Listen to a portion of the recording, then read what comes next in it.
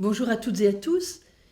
Amiens, depuis longtemps, a expérimenté les comités de quartier. Ça fait maintenant 30 ans qu'on a des comités de quartier dans toute la ville. Donc la participation des habitants, pour nous, c'est vraiment une priorité.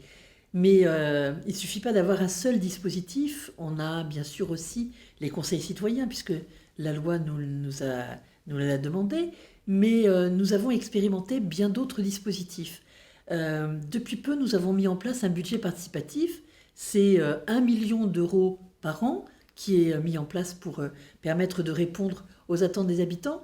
Et lors de cette première année de lancement du budget participatif, c'est plus de 140 dossiers que nous avons eus, donc on voit bien que les habitants ont besoin de participer. On les consulte aussi sur un certain nombre de dossiers. Prochainement, on va réhabiliter un grand parc du centre-ville. Eh bien, on va leur demander leur avis et on l'a déjà fait pour d'autres opérations. Ça peut être aussi quasi anecdotique. Par exemple, au moment du bal populaire du 14 juillet et du spectacle qui suit, eh bien, on a proposé aux habitants de choisir les chansons qu'ils voulaient voir chantées par le groupe amiénois qui était présent. Vous voyez, donc on a une pratique à Amiens, une habitude. On envisage aussi d'expérimenter la journée citoyenne parce que ça nous semble vraiment un bon outil. Mais on essaie de développer tous les outils possibles et imaginables.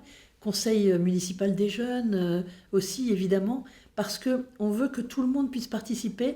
Et mon équipe et moi sommes persuadés vraiment que les habitants ont besoin de donner leur avis au quotidien sur un certain nombre de dossiers, que c'est probablement aussi comme ça qu'on va éviter ou limiter l'abstention aux élections telle qu'on a pu le connaître l'année dernière et encore cette année.